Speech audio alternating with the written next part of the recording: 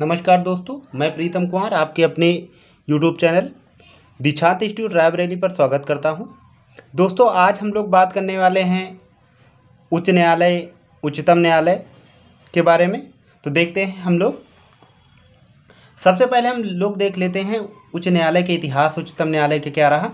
उच्चतम न्यायालय की अगर हम बात करें तो इसका इतिहास क्या रहा। 1773 के रेगुलेटिंग एक्ट से 1774 में कलकत्ता में एक सर्वोच्च न्यायालय की स्थापना हुई, जिसके मुख्य न्यायाधीश कौन थे? सर एलिजा एम्पे थे। कौन थे? सर एलिजा एम्पे की अध्यक्षता में स्थापना हुई थी, याद रखिएगा। भारत शासन अधिनियम 1935 भारत शासन अधिनियम 1935 के माध्यम से 1937 में एक संघीय न्यायालय की स्थापना की गई, जिसके पहले अध्यक्ष थे मोरिस ग्रेव बने थे, ये याद रखिएगा। उद्घाटन कब हुआ था आज़ादी के बाद? तो 28 जनवरी 1950 को उद्घाटन हुआ था। न्यायाधीशों की संख्या की बात करें तो शुरुआत में संख्या बढ़ाने की शक्ति संसद के पास है। संख्या अब तक 6 बार बढ़ाई जा चुकी है, संख्या बढ़ाई गई है। पहले शुरुआत में 8 थी, 7 + 1। वर्तमान की अगर स्थिति की बात करें तो टोटल न्यायाधीशों की संख्या है 34, 33 + 1, याद रखिएगा।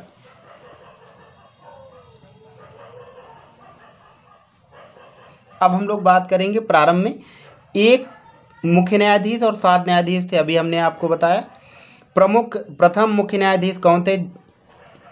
हीरालाल जे कानिया थे। कौन थे? हीरालाल जे कानिया थे, याद रखिएगा। वर्तमान में एक मुख्य न्यायाधीश प्लस 33 सहायक न्यायाधीश होते हैं, यानी 34 टोटल होते हैं। न्यायमूर्ति NV रमणा 48वें न्यायाधीश थे। उसके बाद 49वें न्यायाधीश की अगर हम बात करें तो मुख्य न्यायाधीश बनाए गए थे UU ललित 29 अगस्त 2022 से। और अभी 8 नवंबर को 50वें न्यायाधीश बना दिए गए हैं। कौन? TY चंद्रचूड़, याद रखिएगा। डेट आपको बता देते हैं, करंट का भी क्वेश्चन हो जाएगा। तो ये इनकी नियुक्ति कब हुई? तो 8 नवंबर। कब? 8 नवंबर 2022 की इनकी नियुक्ति हो गई है, याद रखिएगा। अब इसके बाद हम लोग बात करते हैं न्यायाधीशों की नियुक्ति। तो न्यायाधीशों की नियुक्ति जो होती है वो वरिष्ठ न्यायाधीशों को भारत का राष्ट्रपति मुख्य न्यायाधीश की सहायता से नियुक्त करता है, याद रखिएगा। मुख्य न्यायाधीश 4 वरिष्ठ न्यायाधीश से सलाह लेकर राष्ट्रपति अन्य न्यायाधीशों की नियुक्ति करता है, ये भी याद रखिएगा न्यायाधीशों की नियुक्ति के संबंध में।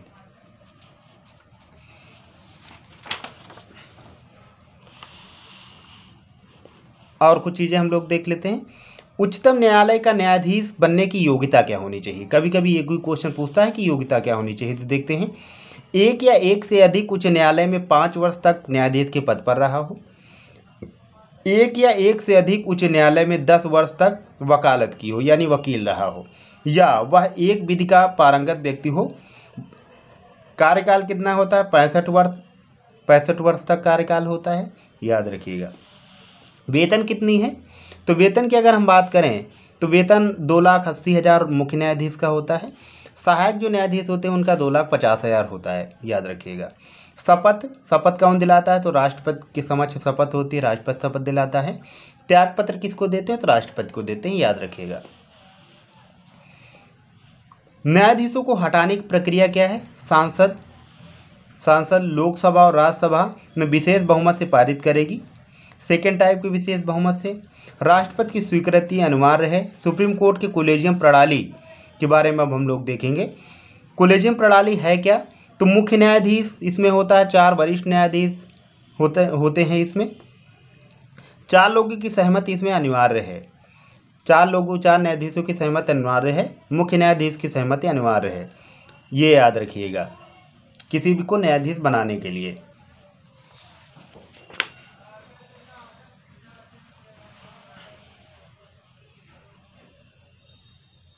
अब हम लोग बात करेंगे NJARC के और 99वां संविधान संशोधन।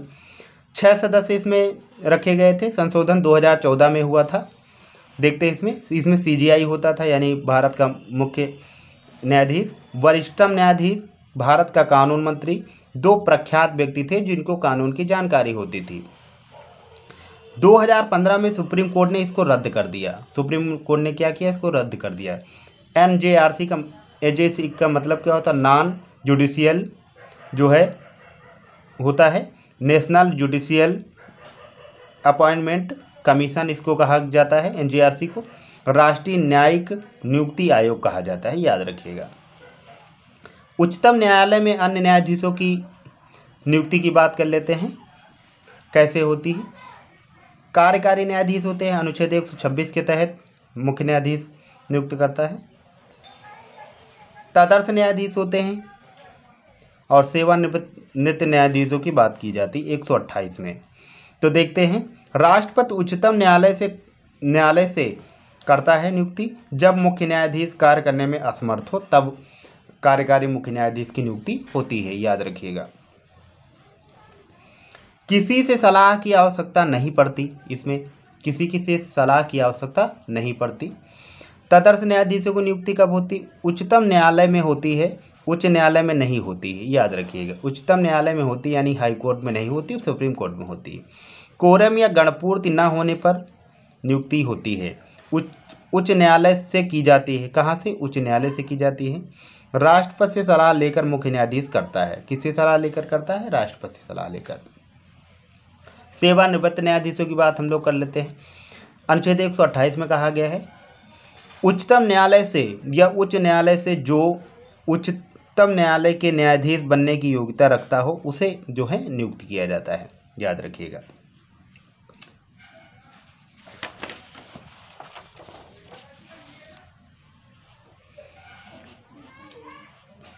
उच्चतम न्यायालय के बारे में और कुछ देख लेते हैं, क्या है ये, अभिलेख न्यायालय है, यानी डॉक्यूमेंट ये जो है इसमें सहेज कर रखे जाते हैं। न्यायिक पुनर्विलोकन की शक्ति है अनुच्छेद 137 के अंतर्गत, यानी अपने दिए गए फैसले पर पुनः फिर से विचार कर सकता है, देख सकता है। उच्चतम न्यायालय का क्षेत्राधिकार क्या है, तो मूल क्षेत्राधिकार होता है, अपीली क्षेत्राधिकार होता है और डिरिट क्षेत्राधिकार होता है और सलाहकारी क्षेत्राधिकार होता है। सबके बारे में हम लोग चर्चा करेंगे। मूल क्षेत्राधिकार या प्रारंभिक क्षेत्राधिकार क्या होता है, दो राज्यों का विवाद, भारत संघ एवं राज्यों के बीच विवाद, भारत संघ और कुछ राज्य वर्सेज अन्य राज्यों के बीच विवाद। अपीली का अधिकार कैसे होता है, तो किसी भी आपराधिक या सिविल मामलों की अंतिम सुनवाई कौन करता है, तो ये सुप्रीम कोर्ट करता है, उच्चतम न्यायालय करता है। रिट क्षेत्राधिकार क्या, अनुच्छेद 32 के तहत 5 प्रकार की रिटियां जारी करता है सुप्रीम कोर्ट, याद रखिएगा। केवल मूल अधिकार के लिए जारी करता है, ये भी याद रखिएगा। बल्कि हाई कोर्ट क्या करता है, तो इसकी शक्ति व्यापक है, ये अन्य अधिकारों के लिए भी जारी करता है। सलाहकारी शक्ति में क्या है, अनुच्छेद 143 के अंतर्गत राष्ट्रपति को सलाह ले सकता है, यानी राष्ट्रपति को सलाह दे सकता है उच्चतम न्यायालय का मुख्य न्यायाधीश।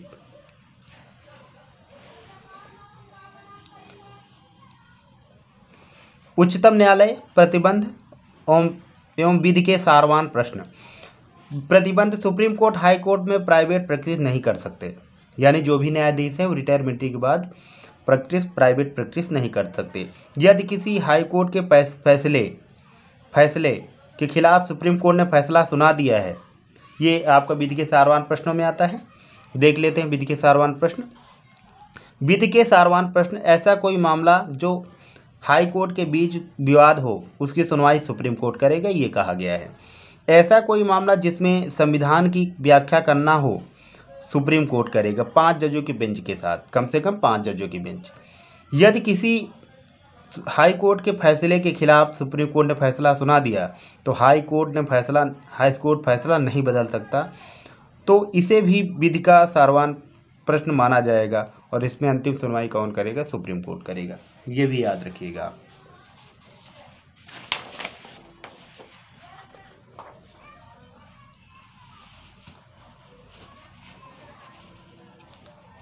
अब हम लोग बात कर लेते हैं उच्च न्यायालय की, हाई कोर्ट की। इतिहास इसका देख लेते हैं। 1862 में मुंबई, कलकत्ता और मद्रास में जो है हाई कोर्ट की स्थापना हुई थी। 66 में इलाहाबाद, प्रयागराज में हाई कोर्ट की स्थापना हुई थी। अच्छा, प्रयागराज का जो हाई कोर्ट है वो एशिया की सबसे बड़ी बेंच है, ये भी याद रखिएगा। न्यायाधीशों की नियुक्ति की बात करें तो राष्ट्रपति सीजीआई की सलाह लेकर नियुक्ति करता है, जबकि सीजीआई 2 वरिष्ठतम न्यायाधीशों से सलाह लेकर सलाह देता है राष्ट्रपति को, ये याद रखिएगा। राष्ट्रपति नियुक्ति करते समय मुख्य न्यायाधीश संबंधित राज्य के राज्यपाल एवं संबंधित उच्च न्यायालय के मुख्य न्यायाधीश से सलाह लेकर नियुक्ति करता है, ये बात भी याद रखिएगा। इतने लोगों से सलाह कर लेता है, किससे किससे? राष्ट्रपति किससे सलाह लेता है? मुख्य न्यायाधीश भारत के, राज्य के राज्यपाल और संबंधित राज्य के उच्च न्यायालय के मुख्य न्यायाधीश से सलाह लेकर नियुक्ति करता है, ये याद रखिएगा। अब हम लोग देख लेते हैं मुख्य न्यायाधीश। मुख्य न्यायाधीश की नियुक्ति राष्ट्रपति या भारतीय मुख्य न्यायाधीश एवं संबंधित राज्य के राज्यपाल से सलाह लेकर नियुक्ति करेगा। कौन करेगा? राष्ट्रपति करेगा, याद रखिएगा। अब हम लोग आगे देख लेते हैं उच्च न्यायालय के न्यायाधीशों के बारे में कुछ और चीज़ें देख लेते हैं। आइए देखते हैं योग्यता क्या है। तो योग्यता की बात करें तो वह 10 वर्ष तक न्यायिक पद पर कार्य किया हो या 10 वर्ष तक एक से अधिक हाईकोर्ट में वकालत की हो, ये भी याद रखिएगा। उच्च न्यायालय कार्यकाल 65-62 वर्ष तो होता है हाईकोर्ट के वकील का, हाईकोर्ट के जो न्यायाधीश होते हैं। और शपथ कौन कराता है? तो राज्यपाल कराता है। त्याग पत्र किसको देंगे? राष्ट्रपति को देंगे, याद रखिएगा, कई बार पूछा जाता है। वेतन मुख्य न्यायाधीश का 2,50,000, सहायक न्यायाधीशों का होता है 2,25,000, ये भी याद रखिएगा।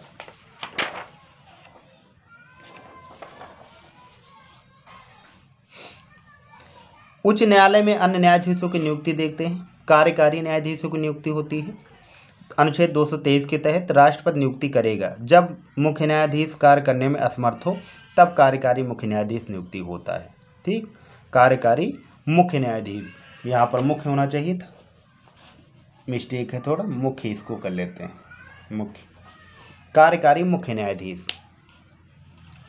अतिरिक्त न्यायाधीशों की बात करें, अनुच्छेद 224 के तहत कहा गया है यह व्यवस्था केवल हाई कोर्ट में है, सुप्रीम कोर्ट में नहीं है। हाई कोर्ट में केवल है, सुप्रीम कोर्ट में नहीं है। एक बार ये पूछा गया था यूपीएससी 2020 में, याद रखिएगा। अनुच्छेद 224 का सेवानिवृत्त न्यायाधीश मुख्य न्यायाधीश राष्ट्रपति की सहमति के बाद करता है। सेवानिवृत्त न्यायाधीशों की नियुक्ति मुख्य न्यायाधीश राष्ट्रपति की सहमति के बाद करता है, ये भी याद रखिएगा।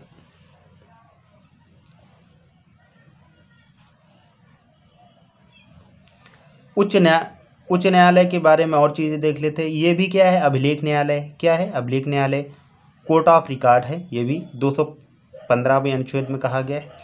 प्रतिबंध क्या है? जिस हाई कोर्ट में रहेंगे वहाँ वकालत नहीं कर सकते। जो भी न्यायाधीश जिस हाई कोर्ट में रहेगा वहाँ वकालत नहीं कर सकता। अन्य हाई कोर्ट एवं सुप्रीम कोर्ट में वकालत कर सकते हैं, ये याद रखिएगा। न्यायिक पुनर्विलोकन की शक्ति है अनुच्छेद 226 के तहत, याद रखिएगा।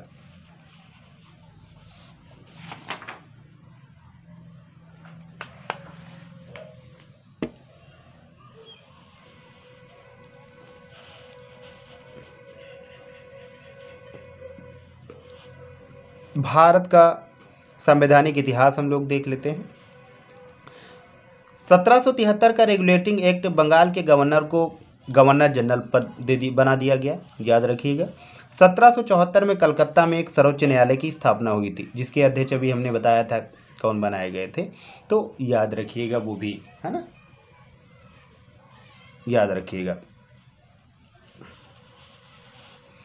1784 का ईस्ट इंडिया एक्ट कंपनी के व्यापारिक और राजनैतिक कार्य अलग कर दिए गए। 84 में बोर्ड ऑफ कंट्रोलर का गठन किया गया। बोर्ड ऑफ कंट्रोलर का गठन किया गया, जिसमें कितने सदस्य थे? 24 सदस्य थे। 1813 का चार्टर एक्ट शिक्षा के लिए पहली बार 1 लाख रुपए खर्च करने के लिए की व्यवस्था की गई, याद रखिएगा, ये भी पूछा जाता है। भारत में व्यापार एकाधिकार समाप्त कर दिया गया, यानी ब्रिटिश ईस्ट इंडिया कंपनी जो थी उसका एकाधिकार समाप्त कर दिया गया। चीन के साथ और चाय का व्यापार बना रहा, 2 चीज़ों का व्यापार बना रहा, चीन के साथ व्यापार और चाय का व्यापार बना रहा। 1833 का चार्टर एक्ट अधिनियम बंगाल के गवर्नर को संपूर्ण भारत का गवर्नर जनरल बना दिया गया। पूरी तरह से कंपनी के व्यापारिक कार्य समाप्त हो गए, याद रखिएगा। अच्छा, इस पर पद पर बनने वाला पहला व्यक्ति कौन है? तो लॉर्ड विलियम बेंटिक है। कौन है? लॉर्ड विलियम बेंटिक है, जिसका शासनकाल 29 से लेकर 35 तक है ना। तो कौन है? लॉर्ड विलियम बेंटिक, याद रखिएगा। 33 में वही भारत का पहला गवर्नर जनरल बना था।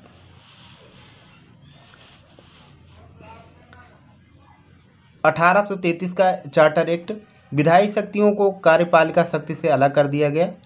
विधान परिषद को नियमित कानून बनाने की शक्ति मिल गई, ये भी याद रखिएगा। 1858 का चार्टर एक्ट, भारत का शासन ब्रिटिश ताज के अधीन हो गया। भारत के गवर्नर जनरल को अब वायसराय कहा जाने लगा। 1 नवंबर 1958 को जो है महारानी विक्टोरिया का घोषणा पत्र पढ़कर सुनाया था किसने? तो कैनिंग था, लॉर्ड कैनिंग ने। ये आपका जो है कंपनी गार्डन जो है एक पार्क है इलाहाबाद में, वहाँ पर सुनाया था, याद रखिएगा।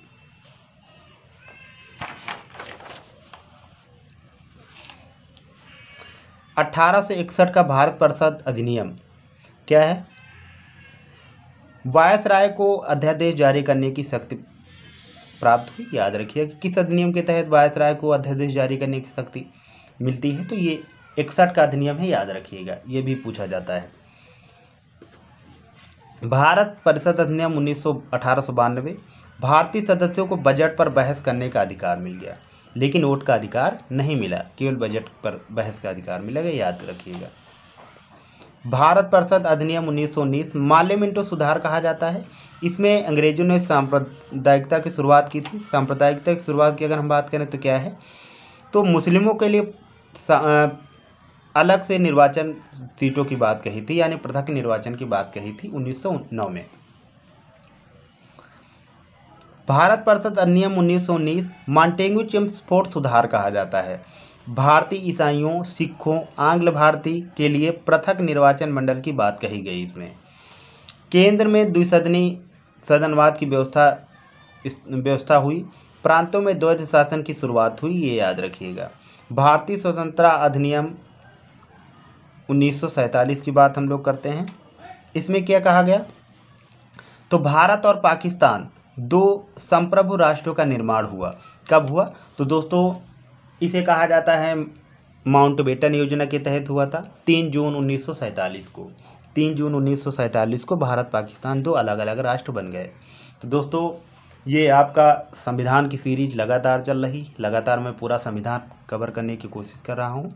आपको वीडियो अच्छा लगे लाइक करिए, शेयर करिए, कमेंट करिए। जो भी कमियां हैं उसको देखा जाए, सुधारा जाएगा। और आप लोग चैनल को सब्सक्राइब करिए। नमस्कार।